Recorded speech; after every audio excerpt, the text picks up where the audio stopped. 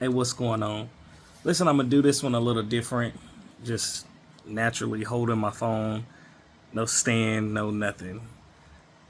And I want to do it this way. Of course, I go by Mr. J. Howard. This is a book review for Kevin Hart's I Can't Make This Up Life Lessons. And I wanted to just really go over some things that I learned in this book. First thing is, if you haven't read this book, I'm going to encourage you to go get it ASAP. As a man, as a young man, considerably, I think that this book speaks to a lot of life lessons that not only I personally could relate to, but life lessons that a lot of young men could possibly learn from. I'm not a comedian. I don't aspire, out of this moment anyway, to be a comedian. But I can tell you that just as motivation for a person that likes to go after his goals, that's willing to run through a wall to get there, and that's really looking for a level of success that will only continue to help other people around him, not just for my own, self achievements per se, but to want to achieve something and then help other people. This book is crazy. I was married for 14 years prior to getting a divorce to my children's mother. And I know that Kevin Hart had a marriage and a relationship with Tori Hart, I believe, prior to them getting married. And some of the lessons some of the things he talked about when he was talking about how he felt selfish because he should have did it a long time ago, and how holding on to something that didn't belong anymore was only causing a disbenefit to the children, and his opportunity to be the best father he could be, to be the best person he can be, and for her to be the best mother she could be, the best woman she could be, and go after her goals. How they got married so young that it kind of clouded some opportunities that they didn't get to experience. Not saying if you get married young, you can't have success. And no, not saying that. Just saying that the situation that he was in, specific to him, and what was relatable to me, was holding on to something that had been over, and the damage it was doing outside of. And then you kind of go into this mode once that's finished, right? And it's this reflection but go mode, and it's kind of weird, right?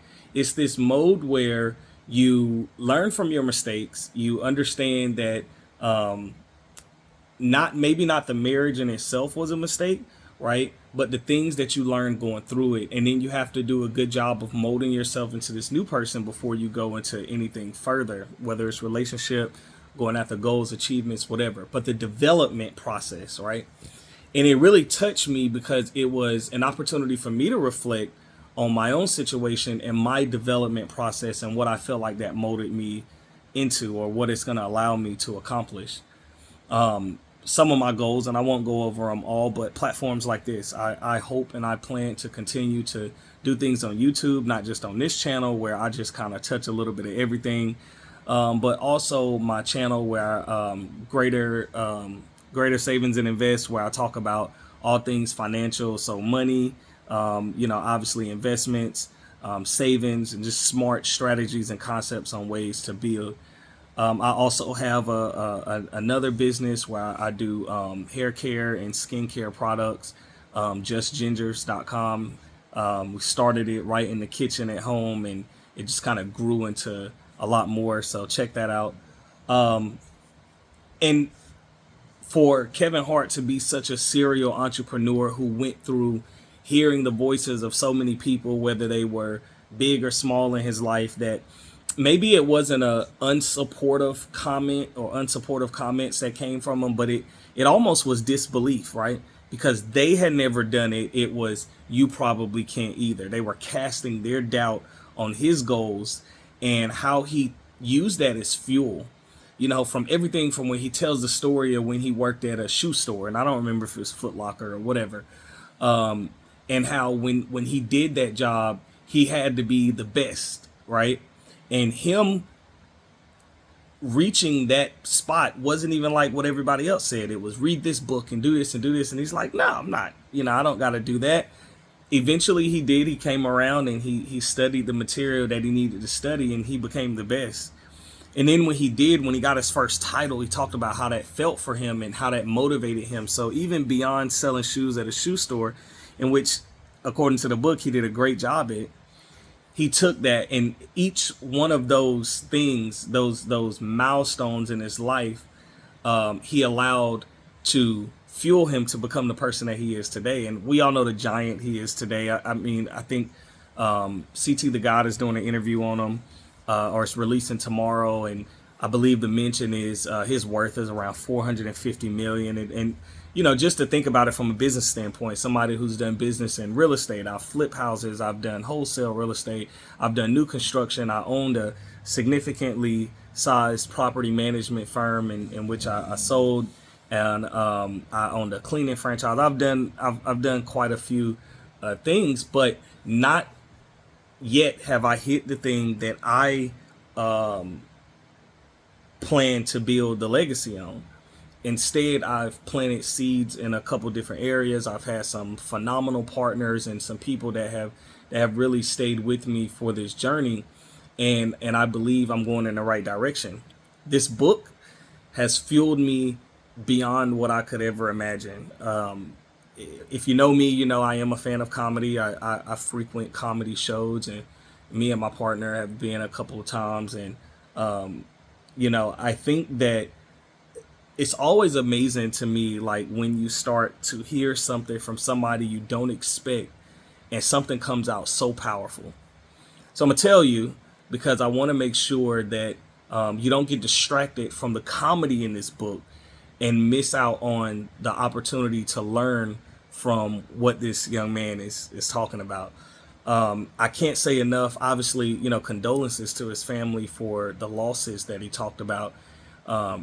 But the empowerment behind even what he learned with those losses and how he turned those losses into significant gains for his life. And I don't mean in a financial way. I mean, when this guy was going to try out or audition for roles, and people would cut him off midway and say, thank you for your time, to now they are wishing they have an opportunity to get this man in the room to consider their film or their project. Talk about a turn of events, same person, probably better skills because he had a little bit more experience, but nonetheless, same person, same exact person, same ambition, same goals, if not bigger now. And you went from, closing the door on me to now you're trying to, you'll burn a door down to get me in the room if that's what it takes. I think there's not a lot of books that I rate 10 of 10. I'm gonna go ahead and give this one a hard 10. And the reason I'm gonna give it a hard 10, again, I has nothing to do with the comedy. There were some funny spots in it, and then, there were some spots I was like, all right, he added a little extra. That's my opinion. I'm allowed to have that. Doesn't mean I'm not a fan of Kevin Hart. I am a big fan of Kevin Hart. But the comedy wasn't what was important to me in this book. The lessons in which he allowed comedy to help him pave paths for in the thought process, help him lead a route to get you from understanding this concept to this concept. Genius. That's why I give him a 10. I don't know a lesson that he taught in this book, and I just touched on something that was personal to me, marriage and business. Just the not giving up, even when it all seemed pretty. I had a moment in my life, I'm gonna tell you, where I thought just a few tweaks and life would be perfect. I just need, maybe it was more money at the time, or a better body, or whatever the case may be. And I got real close to those things, maybe even felt some of them, and life still lifed, right? I had a very humbling experience to twist things all the way around. And not only that, outside of the money aspect, I realized that my passion wasn't what I was doing.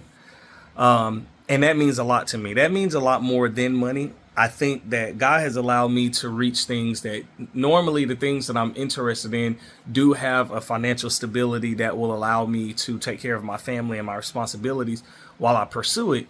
However, so I don't doubt that my aspirations and my financial balance or my responsibilities won't be met equally. But I do believe that what I'm doing, I have to be passionate about. I have to want to do it. I want to wake up every day super excited to do it. And I know it's things like this, right? Just this moment, I just grabbed my phone and was like, listen, I just finished the book. And now I'm watching like interview after interview of Kevin Hart. I like to do that. After I read a book, I want to absorb a lot from the author. This book deserves a 10 of 10 because it's one of those books where it's not even just about the page turning aspect.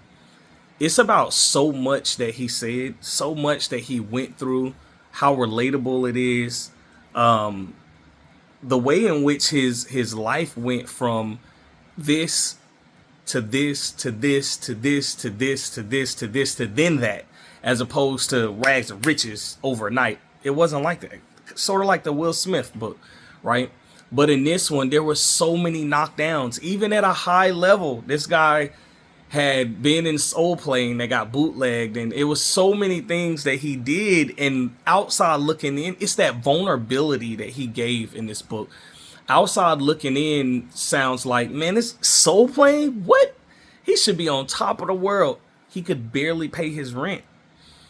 He didn't hire a barber. It's mega celebrity. Couldn't afford to hire his barber until another, chapter down the road. So it's the vulnerability. It's not that I believe this person did it better or this person's story was better or my story. That's crazy, right? It's the fact that as a fan, we don't get an opportunity to hear the vulnerable side, to hear the losses sometimes from some of our favorite celebrities. And we need that, right? The economic, the economy right now, it needs work, right? There's some things that's benefiting. There's a lot of good things that's happening. Don't get me wrong. I'm excited about the political season. I hear a lot of people, the politics. Listen, I'm excited about it. I like what's coming. She will do amazing. She will be the first president, commander in chief. And so I'm excited for a lot of things that's happening. What I will say is, although that excitement is there, I also realize that there are a lot of people going through hard times right now. Things are a little bit expensive. Inflation is real, right? So as we continue to do things, responsibilities that we have to maintain as consumers, right, as well as the responsibilities that we hope that our government is doing, the increase in trade and the all the things that will continue the environmental aspects and responsibilities we have, all the things that will contribute to a better economy, we have to still realize that while these hard times are going on, what things are we using to kind of get us through? And I'm not just talking about the finances, but for mental stability, right? And a lot of times, like, we follow these celebrities that are like, they're living a high life. We're like, where's this going to come from? Where's A going to come from to get us to B? And they're on Z and living it. They're on an island, or at least that's what they post, right? So they advertise this great life, and a large percentage of America isn't experiencing that. So when we get an opportunity to hear from some of our favorite celebrities that we're still investing in, when we buy their shows, we buy their books, we buy their entertainment, and when they give back to us in a way, or maybe it's just me, they give back to me by showing me that vulnerable state, by allowing me to right? Allowing me to hear about when they were down and when things weren't really working for them and what that looked like and how were some of those conversations and how did that feel and what was those raw emotions. Is spectacular. Anytime I come across something like that, I'm all in. I want to hear it. Naturally, I'm human, so I'm going to compare. My scale looks nothing like Kevin Hart's scale. Don't get me wrong, but it was an amazing experience listening to Kevin Hart's book. I don't want to spoil it for you. So Kevin Hart's book, I can't make this up. Life lessons. Young men, go get it. Young ladies, go get it. Listen to it. I don't condone anything bad that happened in there. I smile at the life lessons and I embrace and appreciate Kevin Hart for what he did with this book. If you haven't read it, go get it. If you've read it, read it again. I plan on reading it again right after I finish another book. Hey, shout out to Kevin Hart for that. That was spectacular. 10 out of 10. I go by Mr. J. Howard. See you next time.